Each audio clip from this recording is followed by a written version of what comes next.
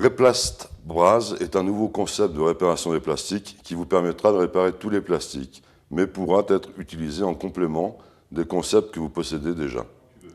Voici quelques exemples de réparations réalisées avec le concept Replast Braz sur un carénage de moto lorsqu'il y a trous, cassures, fissures, y compris sur des endroits difficiles d'accès. Également sur pare-choc automobile que je vous présente en face intérieure, pour les réparations de fissures, de trous, de reconstitution de matière consécutive à un arrachement, également la refabrication ou la réparation de pattes de fixation. L'intérêt de ce concept réside dans le fait qu'il est possible, dans bien des cas, de réparer en face avant des dommages tels que celui-ci, sans pour autant avoir besoin de démonter l'absorbeur.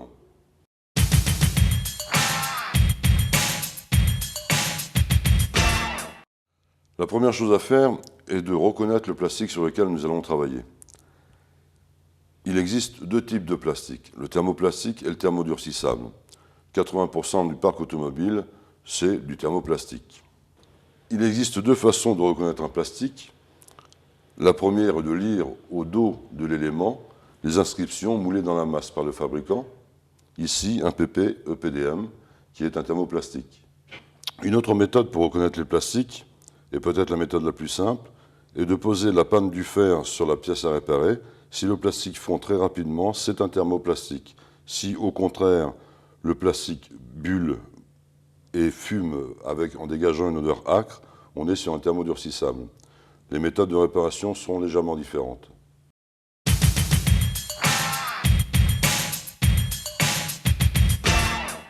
Passons à présent à la réparation d'un thermoplastique qui, comme je vous le rappelle, représente 80% du parc automobile.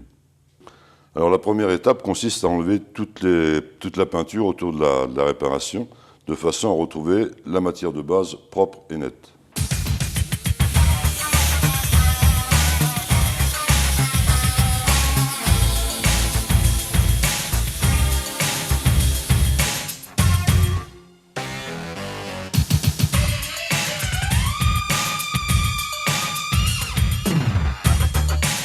La seconde étape consiste à découper un petit bout de grille inox de la largeur de la réparation, mais qui dépassera d'un centimètre de chaque côté de la réparation à effectuer.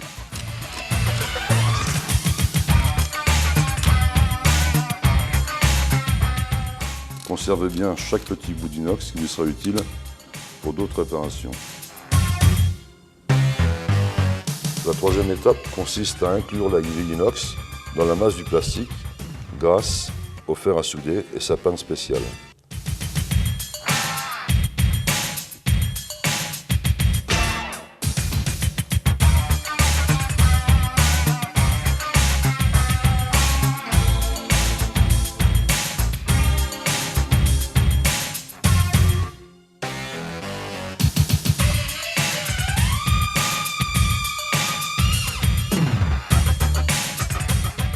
Nous vous conseillons de porter un masque respiratoire afin d'éviter d'inhaler les fumées de fusion du plastique ou de travailler dans un local parfaitement ventilé.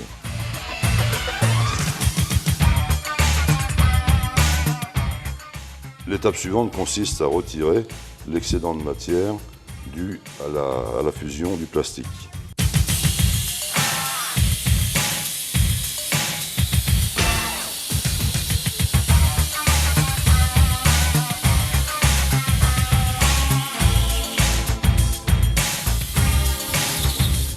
Assurez-vous que la grille soit bien enfoncée dans la masse et qu'il n'y ait pas de surépaisseur.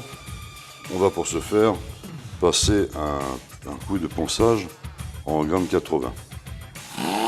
En faisant bien attention de ne pas détruire la grille, bien évidemment.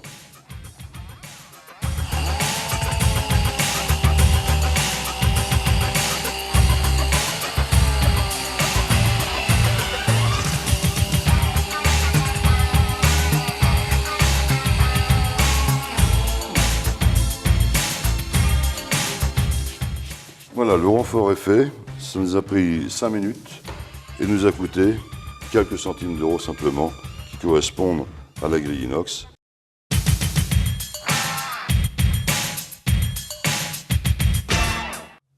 Soufflage. Nous nettoyons maintenant la zone de réparation avec le nettoyant spécial plastique contenu dans la mallette.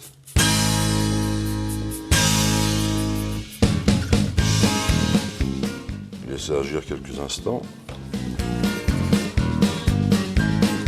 Et soufflage. Nous allons à présent recharger la réparation avec une baguette très spéciale qui est faite de polypropylène renforcée de fibres de verre et fibres de carbone. Il faut impérativement préchauffer la baguette avant de la déposer sur le plastique.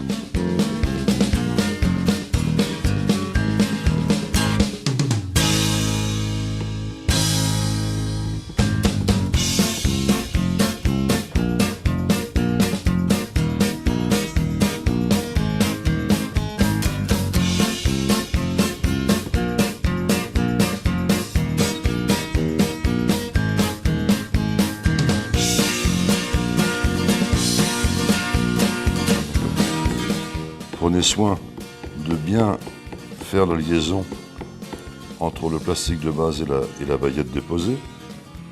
Ne cherchez pas à fondre le plastique de base, ça ne sert à rien, puisqu'on travaille par un soudage par capillarité. Lorsque vous êtes sur la grille inox, vous pouvez recharger sans avoir besoin de préchauffer, de façon à combler le trou. Il est important de préchauffer lorsque la baguette doit arriver préchauffée, lorsqu'on est sur le plastique, mais pas sur la grille inox.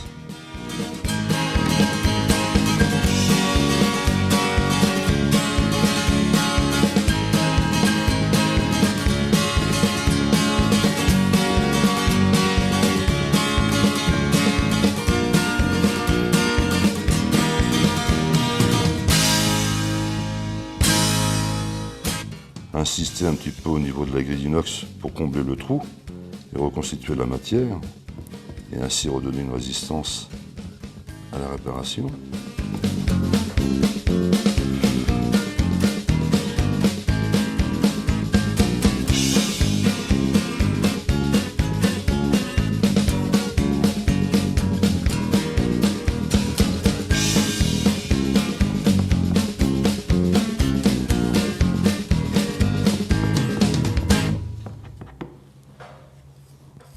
Pensez à nettoyer ponctuellement la panne de façon à pouvoir parfaitement lisser le plastique déposé. Lissez bien les bords.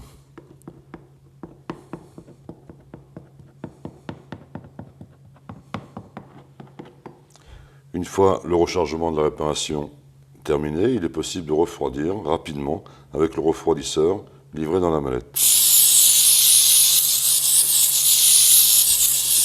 Contrairement à l'acier, le plastique ne prend pas un choc thermique.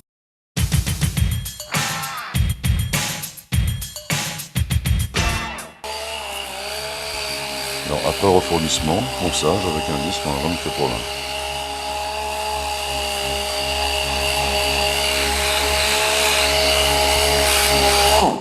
Alors là, il y a une étape vraiment importante à vérifier. C'est lors du ponçage, s'assurer qu'il n'y ait aucun décollement possible. Pour ce faire, il est préférable de revenir sur les bords et de lisser parfaitement les bords, de façon à ce qu'il y ait une bonne liaison.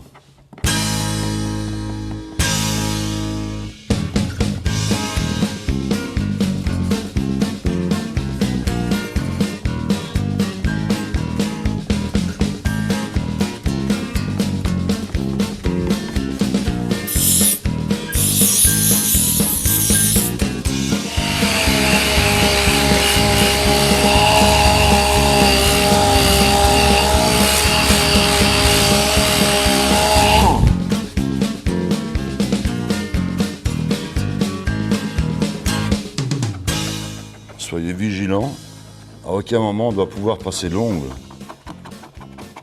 sous, par exemple ici là, ne pas hésiter à revenir dessus.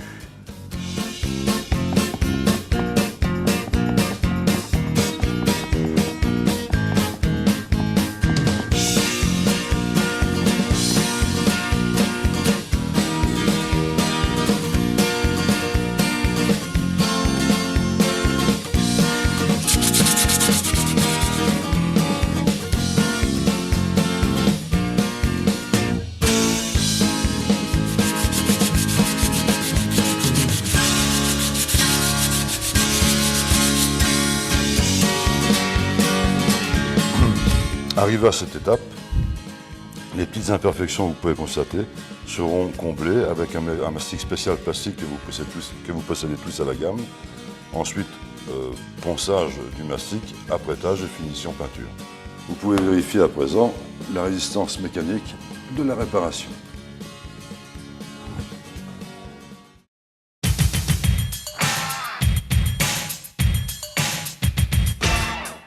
Comme nous l'avons tout à l'heure, il est impossible de fondre avec le fer à souder un thermodurcissable. Il sera donc impossible de fondre la grille dans cette masse. Donc on sera systématiquement obligé de travailler en face arrière du pare-choc, de déposer de la baguette avec le fer à souder et d'inclure la grille inox dans ce dépôt.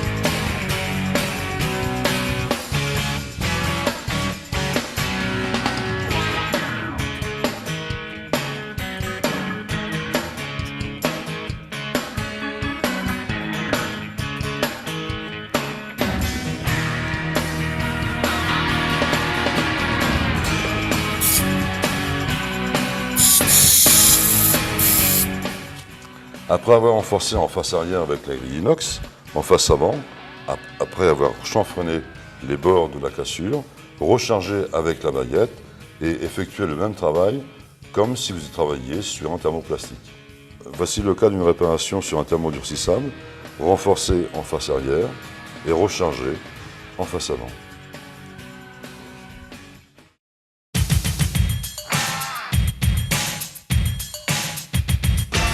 Voici un cas de réparation sur pâte de fixation, très difficilement réparable avec des procédés classiques.